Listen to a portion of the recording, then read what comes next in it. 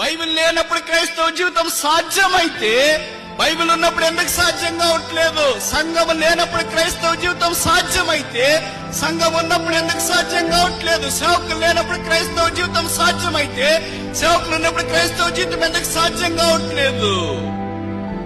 ఏ social media లేనప్పుడు, YouTube లేనప్పుడు, WhatsApp లేనప్పుడు, ఫేస్బుక్ లేనప్పుడు, దేవుని యొక్క వాక్యం రేడియోల ద్వారా, పెన్ డ్రైవ్స్ ద్వారా, సీడీల ద్వారా బయటికి రానప్పుడు క్రైస్తవుడిగా జీవించి దేవుని స్నేహితుడిగా పిలువబడడం సాధ్యమైతే ఇప్పుడు అన్ని ఉన్న దినాల్లో క్రైస్తవుడిగా జీవించడం ఎందుకు సాధ్యం లేదు? లోపం దేవునిలోనా మనలోనా? ఇదే మన తరములోనే డాక్టర్ బిల్లీ గ్రాహం గారు ఆయన పిల్లలతో సంసారంతో ఇదే బైబిలే పట్టుకున్నాడు, ఇదే భూమి మీద నడిచినాడు, ఇదే గాలి పీల్చినాడు, ఇవే నీళ్లు తాగాడు. దాదాపు 99 సంవత్సరాలు పండు వృద్ధుడై ప్రభు యొక్క పిలుపు కొరకు ఎదురు చూసి మహిమా ప్రవేశం చేశాడు. 150 దేశాల్లో 20 మిలియన్ల ప్రజలను క్రీస్తు యొక్క సువార్త ద్వారా పరిచయం చేసి తీసుకుని వచ్చినాడు. ఇదొక వైపు. ఇంకొక వైపు ఇదే భారతదేశంలో, ఇదే ఆంధ్రప్రదేశ్ లో భగత్ సింగ్ గారు ఒక సామాన్యమైన మానవుడిగా ఇదే బైబిలే పట్టుకున్నాడు, ఇదే స్థలాల్లో తిరిగాడు, ఇదే ప్రజల మధ్య సంచరించినాడు, ఇదే గాలి పీల్చినాడు, ఇదే నీళ్లే తాగాడు, ఇదే తరములో జీవించినాడు, ఇలాగ దేవుని వాక్యం ప్రకటించినాడు. కొన్ని వేల సంఘాలు నిర్మించట్లో దేవుడు ఆయన వాడుకుంటూ వచ్చినాడు.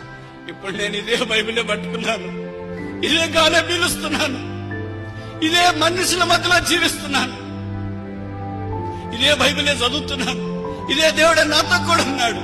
ఇది నాలో నేను ఎందుకు చేయలేకపోతున్నాను? నేను వాక్యం ప్రకటిస్తే మనుషులు రారే, చేతులు ఎత్తమంటే ఎత్తేవాళ్ళు కూడా దించుతున్నారే, దేవుని యొక్క వాక్యం కొరకు స్పందించకుండా దాటిపోయి బైకాట్ చేసేవాళ్ళు ఉన్నారే, దేవుని వాక్యం అంటే ఇష్టం లేకుండా పరుగులు తీసేవాళ్ళు ఉన్నారే. అది దేవుడు వాళ్ళకి చేసినప్పుడు ఎందుకు నాకు చేయట్లేదు?